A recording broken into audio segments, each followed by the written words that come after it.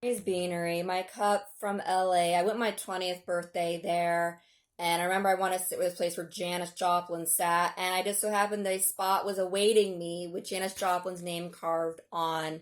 It wasn't planned out that way. I could hear her singing now. Try, try, try, just a little bit harder. So, yes.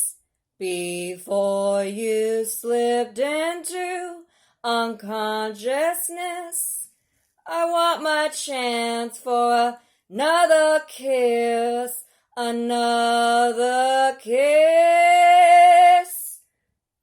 Yeah, another chance at bliss. Frank Sinatra and Elvis there.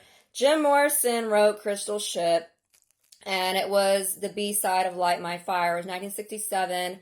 Him and Mary from college years were together, and they were a couple for like probably about 3 years or so. They weren't together that long, but I remember knowing about the Doors movie coming out. I was thinking about how would he react to seeing a movie made about him. He probably wouldn't have liked it very much, being as down to earth as he was. He grew a beard and moved to France with Pamela Corson. He wanted his own private life away from Venice. I drove over there, and the first thing that happens when I walk out, there's a black guy wanting to take a picture of me, and he was high on weed. Hey, ma. Yeah. Wants to take pictures. He's smoking out weed in the back alley. There was a picture of me basically in his brain going on here, and there's a bunch of basketball players smoking weed, and I could see the Jim Morrison mural. That's what I was looking at. And he saw me looking at that, and I thought it was funny because I went to the Whaler, and I had to wait in a waiting list to sing the Colt. I did Wildflower. Nobody really know who the hell Amelia Cara is, or the Colt, or Wildflower, any of that really. But this is exactly what I'm talking about now. The Doors influence the Colt, Ian Ashbury, and the Typo Negative, the Strokes. Julian Casablancas is renting a house in the front there on the beach. And I was like, okay, where is it? Couldn't find it, but I was like just kind of walking around on the beach and on the strip and checking out the houses that were all outdated from the 80s with their old paint jobs like from the 80s, like purple color with Buddha idols in the front, and are all like everything stuck in time, trapped in time. Even the hotels there, and were way overpriced.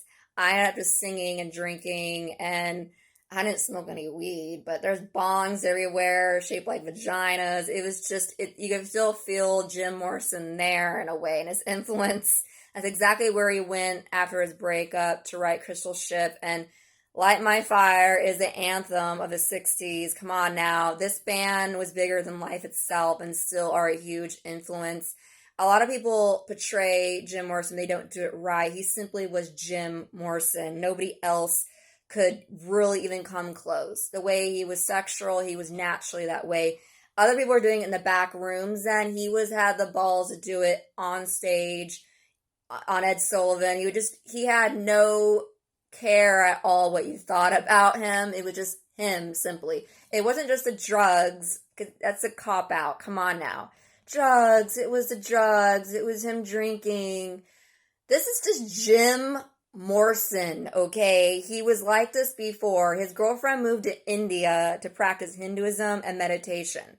Some flaky model lady that more like a school teacher. I don't see him really making it and breaking it with this woman because she was too, I don't know, like she was too 1967 for Jim Morrison. He already was becoming more wild. His personality was fun loving, and was just more out there. This woman was more on her bob hair, sophisticated lady, in college. Oh, we're too young to marry. He became bigger than life itself. She didn't know how big Jim Morrison was going to be, was the truth of it, and he became huge. Still today, attracting tons of women and being as a girl magnet as he was, and being a songwriter, I went there in a way because he wanted to catch a little bit of Jim still there. He supposedly was going to come back on a ship. Pamela Corson said that she wanted him to come back on a ship and was waiting for him, and he never came back. We're still all waiting for Jim Morrison to come back, right? From the dead. Here I'm drinking my sweet and spicy tea. This is my medication I take instead of always putting pills in my mouth. And he was 27 when he died, like Janis Joplin. And as thin as faded as my jeans, Bobby thrown the diesel down just before rain and rode us all the way to New Orleans. And there's Jefferson Airplane. Today you're making me say that I somehow have changed. Today I feel like loving you more than before. To be living for you is all I want to do. Jefferson Airplane, their harpsichord, yeah, with a camera aiming on Grace Slick because she's the prettiest of the band. Doesn't matter, she still got knocked up by one of the band members and had China. So there's the 60s for you.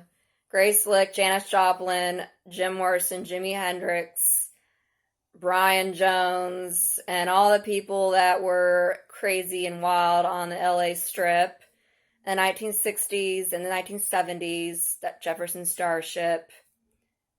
Yeah, I don't know if I want to build this city on rock and roll. Built this city on rock and roll. We built this city. No. Not on rock and roll, no.